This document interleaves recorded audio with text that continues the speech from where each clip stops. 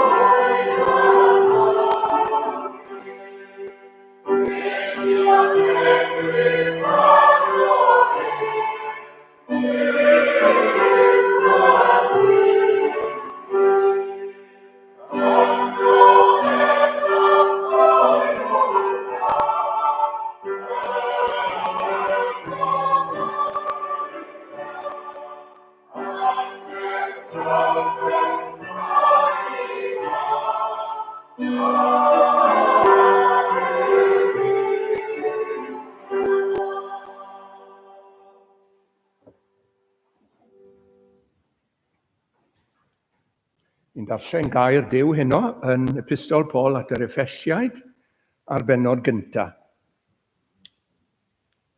Llythyr Paul at yr Effesiaid a'r bennod gynta ac ni'n clywed gair Duw. Paul, apostol Iesu Grist, drwy ewyllys Duw at y saint sydd yn Ephesus, a'r ffyddloniaid yng Nghrist Iesu. Gras fyddo i chwi, a thangnefedd oddi wrth Dduw ein Tad a'r arglwydd Iesu Grist. Bendigedig fyddo Duw a Thad ein harglwydd Iesu Grist, hwnna'n bendithiodd ni a phob bendith ysbrydol yn y nefolion leoedd yn Grist. Megis yr etholodd fe ni ynddo ef, cyn seiliad y byd, fel y byddem yn sanctaidd ac yn ddifeus ger ei fronef mewn cariad. Wedi iddo'n rhagluniaethu ni I fabwysiad trwy Iesu Grist iddo'i hun, yn ôl bodlonrwydd ei ewyllus ef. Mawl gogoniant ei ras ef, trwy'r hwn y gwnaeth ni yn gymeradwy yn yr anwylid. Yn yr hwn y mae ni brynedigaeth trwy ei waed ef, sef maddeuant pechodau yn ôl cyfoeth ei ras ef.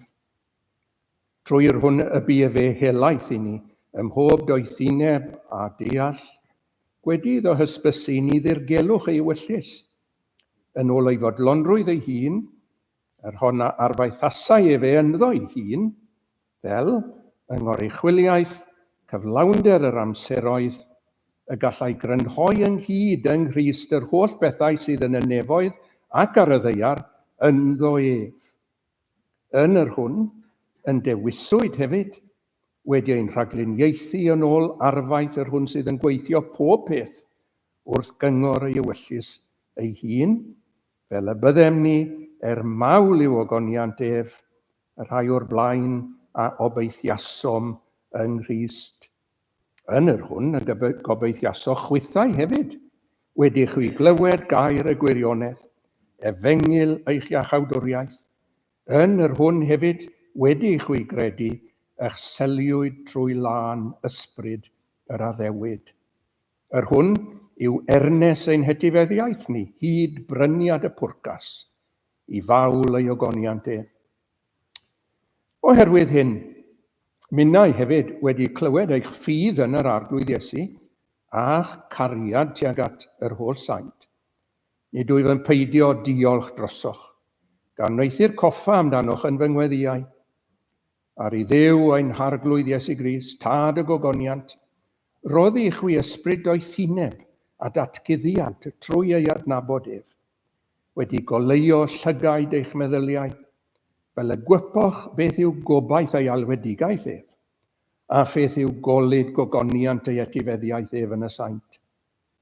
A pheth yw rhagorol fawredd ei nerth ef tuag atom ni rhai mewn credu, yn ôl gweithrediad nerth ei gadernid ef.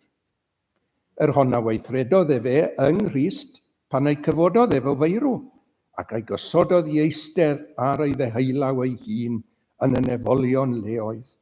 Goruwch pob tywysogaeth, ac awdurdod, a gallu, ac arglwyddiaeth, a phob enw a enwyr, nid yn unig yn y byd hwn, ond hefyd yn yr hwnna ddaw. Ac a ddarostyngodd bob peth dan ei draed ef, ac a'i rhoddes ef yn ben uwch law pob peth i'r eglwys. Yr hon yw ei gorff ef, ei gyflawnder ef, yr hwn sydd yn cyflawni oll yn oll. Bydde di Dduw roi dealltwriaeth i ni o iair sanctaidd. Amen. Nawr, gadewch i ni eto droi at yr arglwydd gyda'n gilydd. Braint mawr ni eto o arglwydd ein Duw, cael dod ata ti yn hwyr y dydd, ac ni'n diolch i ti am yr hyn ti wedi bod i ni ar hyd y dydd heddiw. Ni'n diolch i ti am yn deffro ni bore yma, ni'n diolch i ti am roi noson o gwsg i ni neithiwr, ac ni'n diolch i ti arglwydd am y dydd ar ei hyd, pob peth dar i ni wedi profi oddi wrth dy lawdi, ac ni yn gweld o Dduw, ac yn cydnabod mai ti yw ffynhonnell pob dawn, pob rhodd aionus yn dod oddi wrth i ti, y Duw di-gyfnewid. Ni'n diolch i ti arglwydd bod ni ddim yn bryn, ni'n diolch i ti am ddarparu ar gyfer yn anghenion tymorol, corfforol ni. Ni'n diolch i ti bob dydd bod yna fwyd ar yn fordydd ni. Dyroi ni heddiw ein bara beunyddiol yw ein gweddi, ac arglwydd yr wyt ti di ateb y weddi honno, dro ar ôl tro ar ôl tro. Un y ddyledus i ti arglwydd am gysgod a tho uwch ein pen a chyfleusterau a ffrindiau a'r bendithion naturiol yma arglwydd. Mae yna gymaint ohonyn nhw. Ni ddiolch yn fawr i ti amdanyn nhw heno, ond uwchlaw pob dim o Dduw. Ni'n diolch i ti, mae rai ohono ni yma heno yn cael yn hunain yn fendigedig yng Nghrist Iesu. Ac felly pob bendith ysbrydol yn y nefolion leoedd yn eiddo i ni yng Nghrist. Ac arglwydd i ni ffili dod dros ein cyflwr a'n breintiau ar hyn wyt ti wedi wneud drosto ni, rhyfeddu o ddiwentad bod ti wedi meddwl amdano ni erioed, wedi'n cofio ni ac wedi'n codi ni, wedi'n caru ni, yn dal i'n caru ni ar weitha arglwydd yn anffyddlondeb, oerfelgarwch. Ni'n gofidio o ddiwentad bod ni yn aml yn gleiar, gofidio o Dduw bod ni'n mhell ar ei hôl i yn aml iawn ac araf iawn o'i fi ddysgu. Ac am yneddgar iawn o'i ti. I'n diolch i ti arglwydd bod ti'n dal gyda ni. I'n diolch i ti o Dduw bod ti'n mynd rhoi fyny. I'n diolch i ti arglwydd am ras i barhau yn yr yrfa ac i roi rhywfaint o ddymuniad i ni i redeg yr yrfa o sodwyd o'n blaen ni gan edrych ar Iesu, pen tywysog a pherffeithydd ein ffydd ni. Dyna i ni yma i wneud heno o ddiwentad, gael cipolwg eto arno fe, yr un hardd, yr un hyfryd, yr un sydd wedi mynd a'n bryd ni. Ni'n diolch i ti arglwydd am y cariad cyntaf, ddangosodd e tuag ato ni o ddiwentad, a rhoi gariad arno ni yn rhagwyddoldeb bell. Ni'n methu deall y peth o gwbl cariad bore mor ddi-ddechrau ag i'w hanfod 3 yn 1 yn cofleidio meibion adda yn yr alffa mawr ei hun. Mae yna bethau sydd ymhell tu hwnt i ni arglwydd i'n dealltwriaeth ni. Mae yma rhyw ddirgelion, rhyddyrus unt i ddyn, ond ni'n plygu o flaen y dirgelion yma, dirgelwch mawr, Duw yn dod yn y cnawd. Ni'n gallu meddwl na deall yn llawn am hynny hyd yn oed o ddiwentad. Ond ni yn ei gredu fe. Ni yn credu bod Emmanuel wedi bod yn y byd yma. Y Duw ddyn bod wedi dod yma i wneud ei waith ac wedi gorffen y gwaith hefyd. Ac i ni arglwydd yn ymhyfrydu yn yr hyn wnaeth e drosto ni, gan bod ni ddim yn gallu achub yn hunain, a dim byd dros yn hunain yn ysbrydol o gwbl. Ond pan o'n i yn y pydew yna o ddiwentad, nes di mestyn lawr, a nes di'n codi ni. Ni'n diolch i ti arglwydd am dreigaredd. Ni'n diolch i ti am ras. Ni'n diolch i ti arglwydd am i barhau i'n ffafrio ni trwy ddod â ni at ein gilydd, i glywed yr efengil, ac i glywed air di'n cael ei agor. Ni'n gweddio dros yr hyn i ni arfedru i wneud hynno Dduw, y bydd eto yn fendith i ni ac yn help i ni, ac y bydd y pregethwr yn cael y cymorth mae yn ei angen, yn fawr angen o Dduw, a'r gwrandawyr o ddiwentad. Ti'n gwybod ambell waith, fel ni'n meddyliau ni'n crwydro o hoeli a meddwl, ddydd a nos, meddwl crwydredig, wrth dynefol groes, a phlanaf ysbryd yn y tir sy'n llifo o lawenydd pyr. Gad i ni aros yn dy gwmni di heno o ddiwentad. A bod yn hapus yn ni'n ryfeddol, bod ni'n gallu bod yn hapus yng nghwmni ein Duw, heb bod na ddim byd rhyngon i megis. Ni'n diolch i ti arglwydd bod ni wrth yn bodd, bod yr efengil a'i thrysorau wrth ein bodd. Yr person, yr arglwydd Iesu Grist yn fwy na dim wrth ein bodd ni. Ni'n diolch i ti arglwydd, mae'n nid caledu yw i ni fod yma heno. Dyw i ddim yn anodd i ni o ddiwentad. A fydden ni ddim eisiau bod yn unrhyw fan arall heno, ond yma. I ni yn y lle gorau oll o ddiwentad, ymysg saint Duw, ac dan awdurdod dy air di, a than wenau'r ysbryd glân gobeithio yn y lle hwn heno. Ond i ni yn gofyn i ti arglwydd am gofio'r un sydd yn sefyll yn y pwlpit yma wythnos i wythnos y gweinidog, ac i ni yn gofyn i ti arglwydd i arddel i weinidogaeth o sil i sil arglwydd a'i ddycnwch a'i ddyfalbarhad ni'n gofyn am ffrwyth. Ni'n gofyn i ti a bydd bobl yn dod i gredu yn yr arglwydd Iesu Grist, yn cael ei achub o Dduw. Gofyn i ti bydden nhw'n cael ei aileni o'r ysbryd glân, ac bydd yna wahaniaeth mawr yn cael ei wneud ym mywydau bobl yn y cylch yma. Bobl fydd yn dod i wrando ac i glywed ac i blygu. Ni'n gofyn i ti o ddiwentad eto i sancteiddio'r saint. Gofyn i ti a bydd y saint yn cael ei adeiladu yn y sancteiddiolaf ffydd O Dduw ein tad, mae yna ddigon o bethau yn tynnu ni lawr, bob dydd o'n cwmpas ni. Ac ni'n gorfod byw gyda'r cnawd yma sydd gyda ni o hyd, ac ni'n gofyn felly arglwydd am gyfeiriad wahanol tuag i fyny, a ni gael yn adeiladu, built up in the most holy faith. Ni'n gofyn i ti mai felly bydd i yn yn hanes ni o Dduw ein tad, a mae mawr angen gwneud hynny. O sancteiddia fe naid arglwydd, ym mhob nwyd, ym mhob dawn, planau gwyddor bir yn efoedd, yn fy ysbryd llesg, yn llawn, na dim grwydro draw nac yma, fydd o'm lle. Cadw ni'n agos at yr Iesu, yw ein gweddi.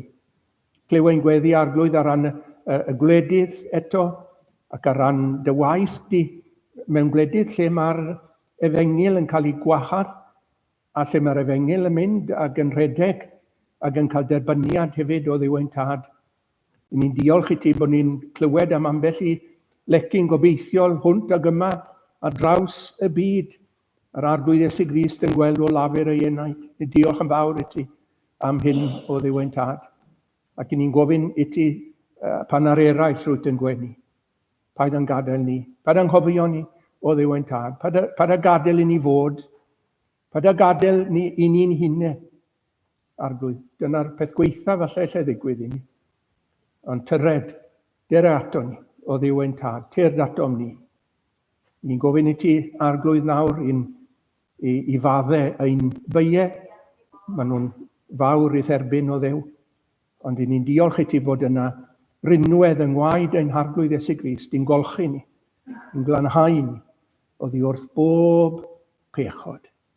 Clewn ni felly, yn enw ac yn heiddiant ein gwaredwr amddiw, Iesu Grist. Amen. A dawn ni ganu eto, ein hael emyn, gwyn a gwridog yw fy arglwydd, gwyn a gwridog yw ei wedd, brenin y brenhinoedd ydyw, yma a thi draw i'r bedd, mae dy degwch wedi'm hennill ar dy ôl.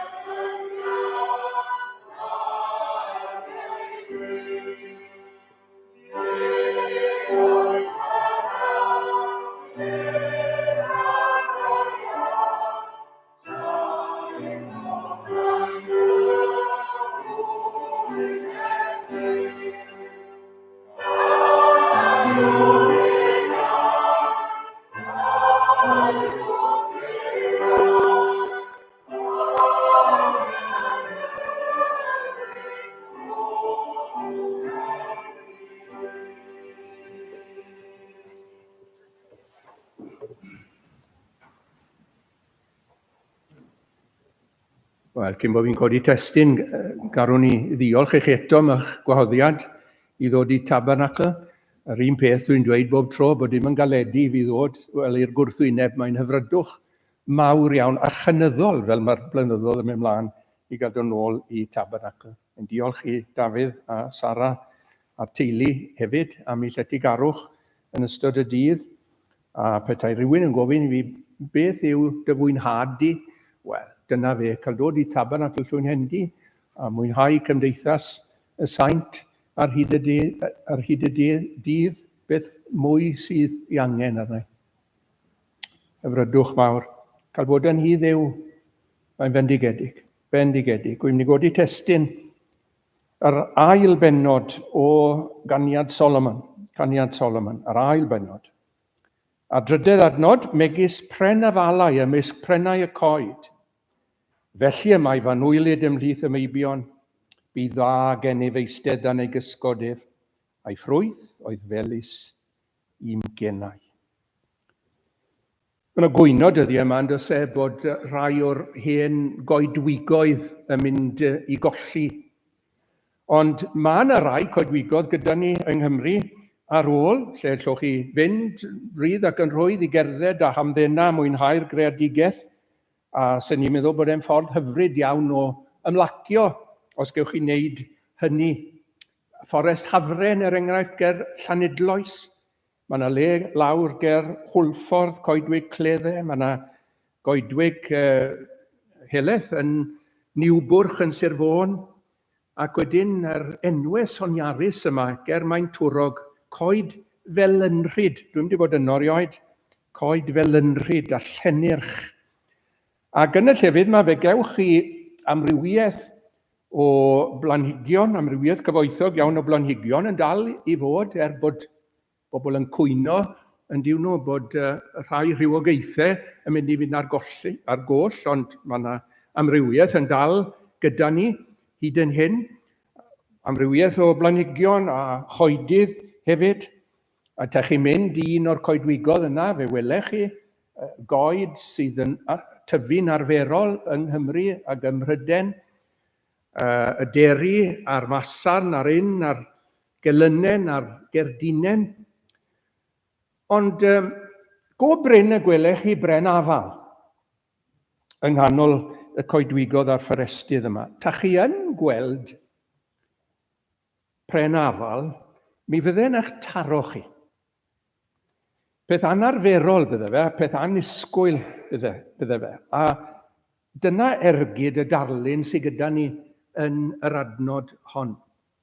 Nawr, fel o'n i'n esbonio bore yma, mae'r rhan fwyaf ohonoch chi'n deall hyn wrth gwrs, llyfr ynglyn â'r arglwydd Iesu Grist yw Caniad Solomon mewn gwirionedd. Llyfr ynglyn â perthynas yr arglwydd Iesu Grist gyda'i eglwys, gyda'i bobl, neu falle yn well ac yn fwy pwrpasol gyda'r Cristion unigol, gyda'r pechadur sy'n dod yn Gristion ac yn dod i berthyn i'r arglwydd Iesu Grist. A'r berthynas honno yn un grediniol ac yn un gariadus. Ac mae Caniad Solomon yn dangos hynny. Dangos Solomon, y brenin cyfoethog, ac mae'n dangos y Solomeus, y ferch yma o'r wlad, ac oedd hi'n ystyried ei hun yn ddinod, ac mi oedd hi ar sawl ystyr, ond mae Solomon yn ei charu hi. Mae'n ei gweld hi, mae'n ei charu hi, ac mae'n ei chymryd hi yn y diwedd yn wraig iddo fe. Ond yn y darlun yma, sydd gyda ni yn yr adnod, y peth cyntaf i sylwi arno fe yw pa mor drawiadol yw'r arglwydd Iesu Grist. Dan y ffigwr yma o'r pren afal yn sefyll mas yn y goedwig. Chi'n weld, ta chi yn mynd un o'r coedwigoedd yna, neu ryw goedwig arall ych chi'n gwybod amdani, yn digwydd dod ar draws goeden fale, lwythog, fale mawr, coch falle. Mi fysech chi'n sylwi yn bysech chi. Fysech chi'n sefyll mwy na thebyg i edrych a sylwi ac i ryfeddu bod hi yno o gwbl yng nghanol y coed eraill yma. A falle fyddech chi'n cael eich temtio, dim byd yn wrong wedyn, i gymryd yr y ffrwyth. A petai'n diwrnod poeth, lla'n eich gweld chi'n eistedd lawr dan gangau gwych y pren, twmpath bach mwsoglyd, a'r ddiwrnod twym falle, a byddech chi yn mwynhau sydd yr afal yma. Ac bydde fe'n torri'ch syched chi, a bydde fe'n eich digonu chi'n eich bwydo chi hefyd, wrth gwrs, bydde fe at eich dant chi. Yn yr un modd, trwy ras yn unig, mae'r Cristion wedi dod i ganfod pa mor eithriadol yw'r arglwydd Iesu Grist. Ac wrth ganfod hynny, yn syni ato fe, ac yn ryfeddu ato fe, y pren fale yma ymysg prenau eraill y coed. Eithriadol, yr arglwydd Iesu Grist, eithriadol medde fi, wel, mi fydde unigryw falle yn well ansoddair o blygyd oedd hereticied rhyddfrydol yr 18fed ganrif, ond nhw hyd yn oed yn fodlon dweud bod yr arglwydd Iesu Grist yn eithriadol, exceptional, ond nhw yn fodlon dweud i fod e'n athro doethach na'r cyffredin, sy'n nhw'n mynd mor bell a hynny, yn weledydd oedd yn gweld mwy na'r cyffredin, yn ddyn da, moesol oedd yn well na'r cyffredin, sy'n nhw'n fodlon mynd mor bell a hynny. Ond mae rhaid i ni fynd ymhellach na yn dos e. A mae rhaid i ni weid wrth weld y pren afal yma yng nghanol yr prennau eraill yn y goedwig i fod yn hollol unigryw. Wrth i ni glywed yng ngair Duw y bydde morwyn, cofiwch, yn esgor ar fab.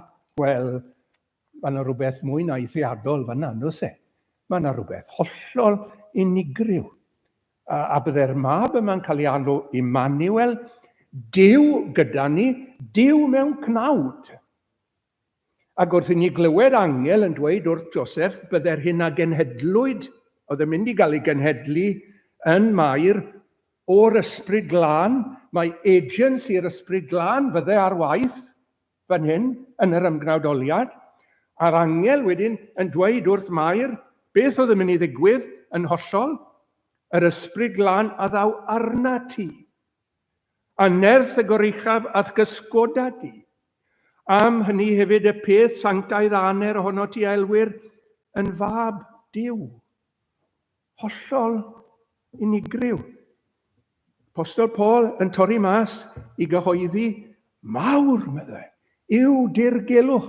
Mae'n ddirgelwch, yna fe. Mawr yw dirgelwch diwioldeb. Duw ymddangosodd yn y cnawd. Sylweddoli, wedyn chi'n gweld, nag os am ddim cynsail i hwnna o gwbl, sy'n precedent iddo fe, o gwbl. Os i ni'n cael ein anodd yn ddeall pethau sydd heb precedent, heb gynsail iddyn nhw o gwbl. Ac i ni'n dod i'r casgliad yn fuan iawn bod yr hyn broffwydodd Eseia yn wir am yr arglwydd Iesu Grist. Tua elwyr ei enw ef, a gelwyr ei enw ef, rhyfeddol. Rhyfeddol. I ni rhyfeddu ato fe, yw'r arglwydd Iesu Grist.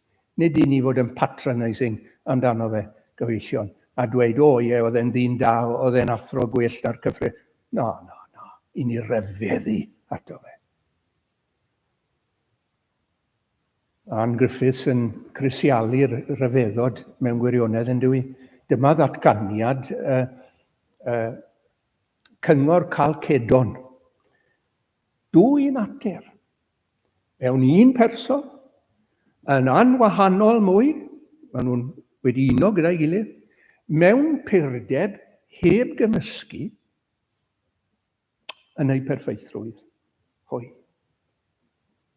Ymhlith holl rhyfeddodau'r nef. Hwn yw y mwyaf un. Gweld yr anfeidrol ddwyfol fod yn gwisgo natur dyn.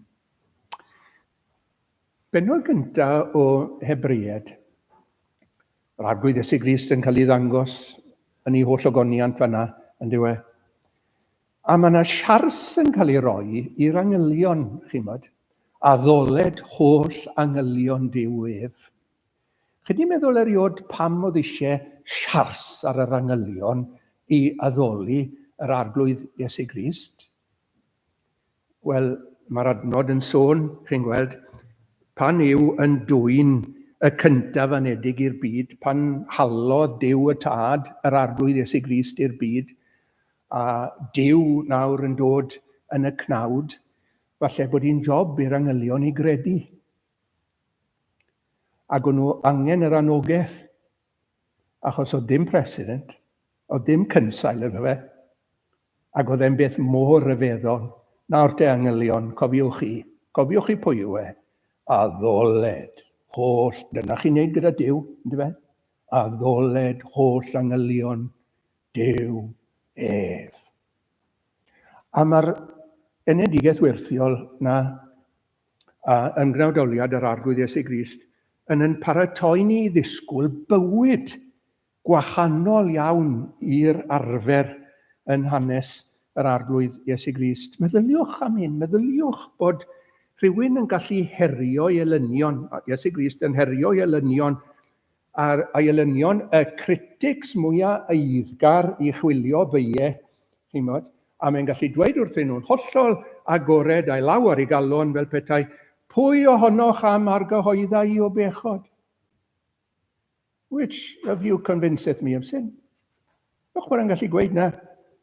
Neu'n gallu dweud am yr arch chwiliwr beiau, sef Satan hunan, a chi'n gwybod amdano fe, yndych chi, cyhuddwr y brodyr a cyhuddwr yr arglwydd Iesu Grist. A mae Iesu Grist yn dweud amdano fe, canys tywysog y byd hwn sydd yn dyfod, ac nid oes iddo ddim yno fi. Dim.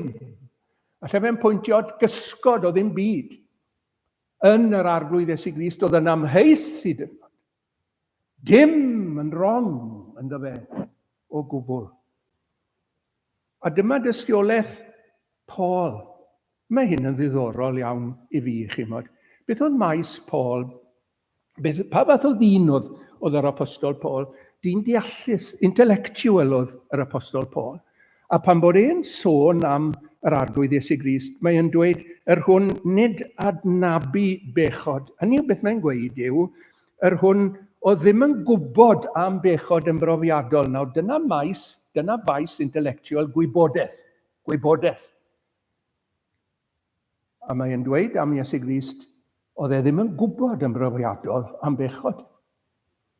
Oedd e'n gwybod yn iawn ac yn deall yn well na neb. Y broblem yn y byd oedd. Ond o safbwynt gwybodaeth bersonol nag oedd e ddim. Chi'n meddwl wedyn, chi'n gweld am Pedr, dyn ymarferol, practical oedd Pedr. Doedd e ddim yn intellectual, oedd e. Oedd e'n chael yn anodd i ddeall rhai o bethau oedd yr apostol Paul yn dysgu ac yn sgrifennu. A dyma dystiolaeth y dyn practical, hwn ni wnaeth bechod. Gwneud oedd fforte mawr Pedr, gwneud pethau. Wel, am Grist hwn ni wnaeth bechod, medda fe. Ond, meddylwch am Ioan. Dyma'r agosa ato fe. Yn yr hwn, nid oes bechod, medda fe. A chi'n gweld oedd hwn wedi bod yn pwyso ar ddwyfron ar arglwydd Iesu Grist, yn oedd e? Oedd e fel petai yn gallu gweld mewn iddi galon e, yn oedd e? Oedd e mor agos arni ato fe. A dim byd. Dim ond glendid gyfeillion. Dim ond un fel yna sydd wedi bod, chwrddwch i neb fel yna yn llwynendi, chwrddwch i neb fel yna yn biniau, newch chi.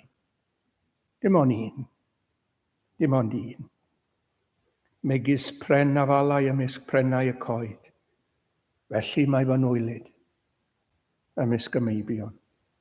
Gwahanol. Trawiadol, unigryw, rhyfeddol. Dyna chi Iesu Grist. Ond dewch yn mellach nawr te, mae'n ddi-hafal yn ei farwolaeth. Fi oedd neb farw fel yr arglwydd Iesu Grist. Ac mae'n dweud i hunan, fi oedd neb farw fel hyn, i chi'n gweld, mae gen i feddiant, medda fe. Mae yn fy meddiant i roi fy unioes i lawr, i roi fy mywyd i lawr, ac i'w chymeryd i drachem. Nawr, allai ddim gweud yna. Allwch chi ddim gweud yna, allwch chi. Sneb arall wedi gallu dweud hynny, mae gen i feddiant i'w roddi hi lawr a meddiant i'w chymeryd i drachem. Mae holl fanylion dioddefaint yr arglwydd Iesu Grist yn dangos hyn. Chi'n cofio'r milwyr yn dod A nhw'n mynd i resgio'r arglwydd Iesu Grist. Iesu o Nazareth. My fi yw, medde fe. Ydwyf yr hyn ydwyf. Gofio datganiad yna pan ofynodd Moses i'r arglwydd pwy oedd e. I am that I am. Ydwyf yr hyn ydwyf. A mae Iesu Grist yn rhoi eco o hynny yn diwedd. A mae'r milwyr yn syrthio nôl. Bydden nhw'n wedi gallu gwneud dim byd. Fe'n dweud wrth Pilat, fysa dim hawl gyda ti drostai o gwbl, medde fe wrth Pilat, heblaw bod e'n cael ei roi ti o ddichod. Y caniatad i ti o ddichod. Ydych chi'n meddwl amdano fe ar y groes? Yn gogwyddo i ben. Nid slympo nath i ben, chi'n bod. Ond fe o gwyddodd i ben. Oedd e'n charge, chi'n wel, o'i farwolaeth i hunan. Sneb arall wedi marw fel yna o gwbl. A'r llais croch yna yn dod i ddangos buddigoliaeth. Gorffennwyd, medde fe. Oedd dim gwendid yna fe. Pan byddwn ni, pam ddau mynd o'r byd yma, pam ddwch chi'n mynd o'r byd yma, byddwn ni yn gwendid eithafol yn byddwn ni. Oedd e ddim. Fe orchmynodd i ysbryd wedyn i ddwylo'r tad. Felly ath e. Pan ddath Moses wedyn a Elias o'r nef, cofio'r digwyddiad hynod yna, mynydd y Gweddnewidiad, a'r sgwrs mwy ryfeddol buodd eriod, rhynt Elias a Moses a'r gwaredwr. Cofio am beth o'n nhw'n siarad, beth oedd testyn y sgwrs yna? Wel, mae Luc yn dweud wrthon ni, a mae yma dawiad ef, Iesu Grist. A dyna yw ffocws yr oesoedd mewn gwirionedd gyfeillion.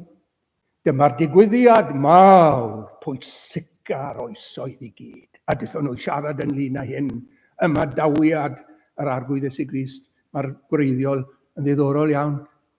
Exodos. Oedd yr arglwydd Iesu Grist yn mynd i gyflawni ar y groes, rhywbeth tebyg i'r hyn ddigwyddodd i blant Israel, pan ddaethon nhw mas o'r Aifft, chi'n bod. Dyna'r result gwaith yr arglwydd Iesu Grist, y bydde myrdd o geithion yn cael dod yn rhydd, mae carcharorion angen dianc o'i cadwynau. O blegyd gwaith, Exodus, yr arglwydd Iesu Grist. Ond sylwch wedyn ar y geiriau yma, ond nhw'n siarad yma dawiad ef, ei Exodus ef, hwnna gyflawnau ef yn Jerusalem. Accomplishment yn Saesneg. Nawr, nid cyflawniad fydd fy marwolaeth i. Allai beth edrych ar fy marwolaeth i fel accomplishment. Rhywbeth bydd yn digwydd i fi. Dyna fydd fy hanes i. Ond gwaith Crist oedd marw, chi di ystyried hynny? Swyddogaeth Crist. Does neb arall wedi dod i'r byd yma yn ymwybodol i fod e'n dod i'r byd yma ar gyfer yr un peth yma, yr un pwrpas yma, i farw. Hollol unigryw. A does neb arall wedi marw fel hyn gyda'r gallu a'r amcanion i farw fel dirprwy dros eraill. I dalu, i ddwyn i ddechrau pechodau bobl ac wedyn i dalu amdanyn nhw. Pechodau myrdd o ddynion gyda currency werthfawr waed. Mae'n unigryw, mae'n ryfeddol yn diwedd. Does neb arall wedi gallu bod yn fwch dihangol i weld diddymu a chael gwared ar bechodau bobl dros byth. Chi'n gofio hanes y bwch dihangol, oedd yna ddyn yn cael ei benodi, ac fe oedd in charge o'r bwch yma, bwch gafr, scapegoat, ac wedyn oedd yr offeiriad, yr archoffeiriad yn cyffesu pechodau y bobl am flwyddyn gyfan, ac yn ei trosglwyddo nhw, dim ond yn seremoniol wrth gwrs i ben y bwch yma, ac wedyn fydde'r dyn arbennig yma, oedd yn nabod yr anialwch, yn mynd ar bwch ac yn wneud yn siŵr bod y bwch yn mynd i ddifangol. Achos y peth gweitha gallai ddigwydd yw bod y bwch yn dod nôl a pechodau'r bobl gydag yn dod nôl arnyn nhw, a nhwythau'n gyfrifol amdanyn nhw. Wel nawr, mae bwch dihangol ni, mae wedi mynd, aeth fy mechod i gyd ar garlam, i le nisgwn i ddim. Mae wedi mynd Mae di mynd â nhw dros byth. Dyn nhw'n bod rhagor gyfeillion. Does neb wedi cyflawni swyddogaeth oen fel yr Arglwydd Iesu Grist. Wele oen Duw. Ond oedd ddigon o wyn wedi bod yn yr Hen Testament. A fo'n o waed yn llifo trwy'r Hen Testament yn ole. Ond dyma'r un oen, wele oen Duw, ar hwnna ddi gymaith bechodau'r byd. Dim ond un farwolaeth fi fel hon yn aberth. Dyna oedd marwolaeth ar Arglwydd Iesu Grist. Un aberth i roi diwedd ar yr aberthau gyd am byth. Dim ond un fi farw y cyfiawn dros yr anghyfiawn fel y dygain ni at Dduw. Dim ond un gallwn ni ddweud amdano fe. Bu'n angau un hangau ni. Fel bod ni'n gallu canu gyda deall gobeithio. Y bobl wedi canu hyn ar y maes rygbi yn oes e. Death of death. And hell's destruction. Iesu Grist. Iesu Grist yw hwnnw. Maen nhw'n canu am Iesu Grist. Bobl ddim yn gwybod, wrth gwrs. Death of death. Hell's destruction. Land me safe on Canaan's side. Sneb arall wedi atgyfodi chwaith yn rhinwedd i gyfiawnder ei hun. Wel, pe bydde hi'n dipyn o syndod i weld pren afal ymysg prennau coed, llawer mwy o syndod a ryfeddod i ganfod person yr Arglwydd Iesu Grist a'i waith.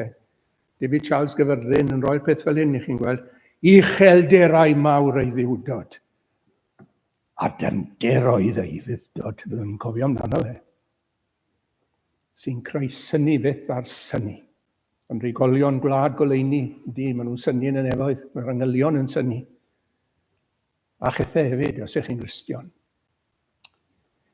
Ond wedyn sylwch fod yn yr adnod, mae'r Cristion yn adrodd ei phrofiad. Am y pren afal yma. Bydd dda gennyf, meddai, eistedd dan ei gysgod ef. Olwch chi darlun.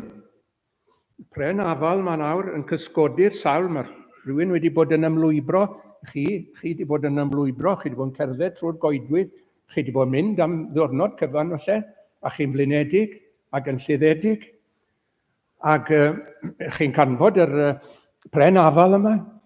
A chi'n mynd i gael hoi, chi'n mynd i gael tawelwch, chi'n mynd i gael rest fach. Dan gangau gwych y pren. Ac chi reit yn ymyl y pren wedyn yn chi dan ei gysgod e. Chi'n cael dod yn agos ac mae hwnna'n wir. Gyfeillion, mae'n beth syml, ond mae'n beth hyfryd o wir yn dywe. Bod credadyn yn cael dod yn agos at yr Arglwydd Iesu Grist, fel mae hon yn gallu eistedd dan y pren ac yng nghysgod y pren. Chi'n gwybod bod Iesu Grist wedi dewis ei ddisgyblion, oedd sawl amcan gydag o ddewis y disgyblion a'r apostolion, ond mae un amcan syml iawn, fel y byddent gydag ef. Hynny yw, oedd e yn cael ei cwmni nhw, ac o'n nhw'n cael ei gwmni fe. Ac un o'r pethau fryta symla ynglyn â bod yn Gristion yw bod ni'n cael cwmni i'r Arglwydd Iesu Grist. Bod ni yn cael cymdeithas gydag. Chi'n cofio, fel mae'r apostol Ioan yn dweud, ein cymdeithas ni, medda, sôn am yr eglwys, sôn am gredinwyr yn gyffredinol, ein cymdeithas ni sydd gyda'r tad. A chydau fab ef Iesu Grist. Mae nain ni'n cael yn cwmni, bydde? Mae nain ni'n hoffi bod. Yng nghwmni yn agos, yn ymdeithas yr Arglwydd Iesu Grist. A meddwl am agosrwydd eto, os gymrwn ni'r prif ddarlun yn y caniad, sef y priodfab a briodasferch. Pan mwyn ni'n meddwl am briodasferch a priodfab ar y ddeiar, gŵr a gwraig, hynny yw, Dyna'r cwlwm agosadynol gallwch chi gael, yn dyfe. Maen nhw'n mynd yn un cnawd, medde'r gair, sy'n dealltwriaeth o'r pethau yna yn cymdeithas heddi, ond mae'n gwlwm agos iawn, iawn. Wel, o ble mae'r darlun yna'n dod, a'r gwirionedd yna'n dod, mae'n dod yn gyntaf i gyd wrth berthynas Crist y priodfab a'i eglwys a'r cwlwm sydd.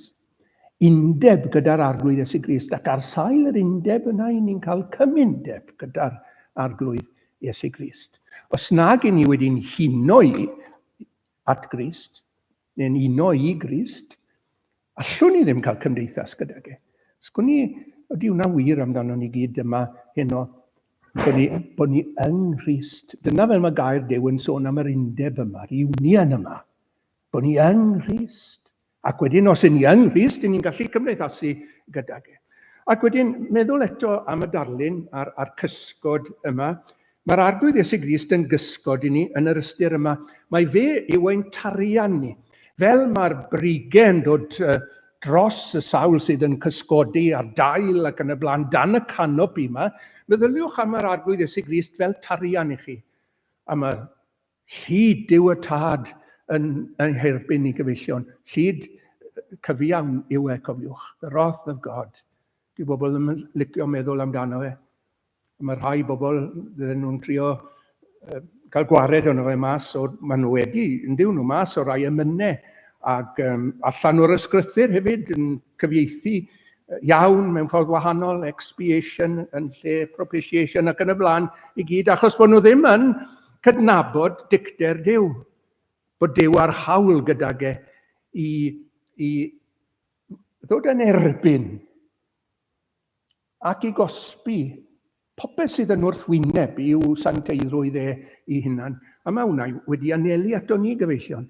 Ond chi'n gweld yn nhrefn yr Efengyl, mae'r arglwydd Iesu Grist wedi dod yn iawn dros ein pechodau ni yn diwedd. Ac mae wedi cymryd storm y dicter yma. Meddylwch am y pren afal, mae storm Duw yn dod yn erbyn y pren afal. Ond mae'r credadyn yn dawel ac yn ddiogel, ac yn saff ac yn hapus hyd yn oed yn y cysgod fan hyn. Ydych chi fanna heno? A bod gwaed yr arglwydd Iesu Grist fel canopi drosoch chi megis. Ac yn eich amddiffyn chi rag llyd cyfiawn y Tad. Meddyliwch mewn ffordd arall eto am yr arglwydd yn gysgod i chi rhag pwys a gres y dydd. Nawr, i ni gyd yn gwybod am bwys a gres y dydd, yndyn ni? Chi mewn swyddi, rhan fwyaf o'ch chi'n dal mewn swyddi falle, beth i chi yn yr ysgol fel athro neu beth bynnag, neu'n gweithio mewn swyddfa neu yn fyfyriwr, a chi'n dod mewn ar ddiwedd y dydd, a chi wedi ymladd, chi wedi cael digon, chi'n eistedd yn eich cader breichiau, chi eisiau paned o de, a chi'n gollwng o'ch enaid, mae'n neis gael eistedd lawr, yn diwy. A chi wedi teimlo pwys a gres y dydd mewn ffordd, yn di chi. Ac mae rhywun agos ato chi, gŵr, gwraig, plentyn, beth bynnag, yn dod yn gofyn, siwr di chi, stressed, mae wedi bod yn ddwrnod fel yna, mae wedi bod yn ddwrnod stressful. Be sy'n bod, ag i chi wedyn, mae yna gatalog o'r pethau sydd wedi'ch streso chi, fel ni'n gweud, yn y gwaith. Ac wedyn, i chi'n dod yn ymwybodol. Uwch lawr amgylchiadau stressful yna i gyd. Uwch lawch gofalon chi a'ch gofidiau chi. Fel canopi dros eich pen chi, mae'r arglwydd Iesu Grist sydd uwch law pawb yn Dduw bendigedig yn oes oesoedd. Amen. A mae popeth yn dda, yn diwedd. Mae e'n ben uwch lawr bos sy'n achosi problem i chi'n y gwaith. A pob problem arall, mae Iesu Grist yn ben. Mae e fel canopi, mae fel y dail a'r brigau, a'r canghennau uwch eich pen chi. Ac ych chi'n eistedd fanna, ac ych chi'n cael gorffwys. Ac ond yw yn un o'r addewidion gorau oll. Mae'r arglwydd Iesu Grist yn cymellu. Deiwch ata fi, Bawb sydd yn blinderog ac yn llwythog, ac mi a esmwythaf arnoch. A chwia gewch o'r ffwystra i cheneidiau. Nawr allwch chi'n rhoi pris ar hwnna. Meddyliwch am y bobl o'n cwmpas ni yno sydd â pethau yn eu poeni nhw, yn eu heneidiau. A maen nhw'n goffo cael tranquilizers. Mae pob math o bethau dyddi yma yn dos e. A mae Iesu Grist yn dweud, gewch chi ydau. Gewch chi orffwys. You can't put a price on it. I cheneidiau. Mi wedodd wrth y disgyblion, os chi'n cofio, dewch eich hunan i le anghyfanedd o'r neillu, a gorffwyswch, come aside and rest a while. Yn ei gwmni fe. I Gristion sydd yn ddiarwybod falle wedi syrthio nôl dan y ddeddf, a dyletswyddau ar unig mynd yn drech nag gofynion y bywyd Crisnogol yn mynd yn faich ac yn ormod, ac mae'n teimlo hunan yn ddiflas ac yn fethiant. Beth gorau oll yw cael eistedd yng nghysgod yr arglwydd Iesu Grist gyfeillion a gwybod mae trwy ras rydych yn gadwedig bod iachawdwriaeth yn eiddo'r arglwydd ac bod yr holl ddyletswyddau angenrheidiol wedi cael eu cyflawni'n barod gan yr arglwydd Iesu Grist ac chi'n gallu eistedd yn dawel, yn sŵn y gair gorffennwyd. Chi'n gallu ymlacio yng nghysgod yr arglwydd Iesu Grist. Nawr, profiad hon oedd fel hyn. Bydd dda gennyf eistedd dan ei gysgod ef. Sgwni os rhywbeth fel yna gyda chi. Profiad. Bydd dda gennyf eistedd dan ei gysgod ef. Wel, mae eisiau ni brofi to yn ys pa mor dda i'w eistedd yng nghysgod gwych y pren afal yma sydd yn misg prennau coed. Un gair pellach o brofiad, a'i ffrwyth oedd felys i'm gennau. Nawr, ddarllenes i'r gyntaf o Effesied i chi, mwyn rhoi blas i chi ar ganlyniadau, os mynwch chi, neu breintiau, rhagor freintiau y Cristion.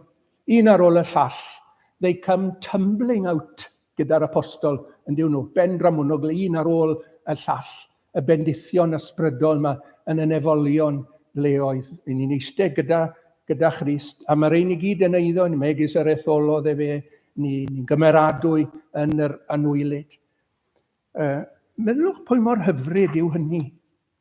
O'n i'n abod dyn, chi'n bod, ac oedd e'n gapelwr, ac oedd e wedi syrthio i afel alcohol, oedd e wedi mynd yn alcoholig llwyr, anobeithiol hefyd. Ac oedd e'n gapelwr, ac oedd e'n gwybod digon yr ysgrythyr i wybod bod meddwon yn cael eu cau mas o'r nefoedd. 1 Corinthiaid 6:10. Ac oedd hyn yn ei boeni fe.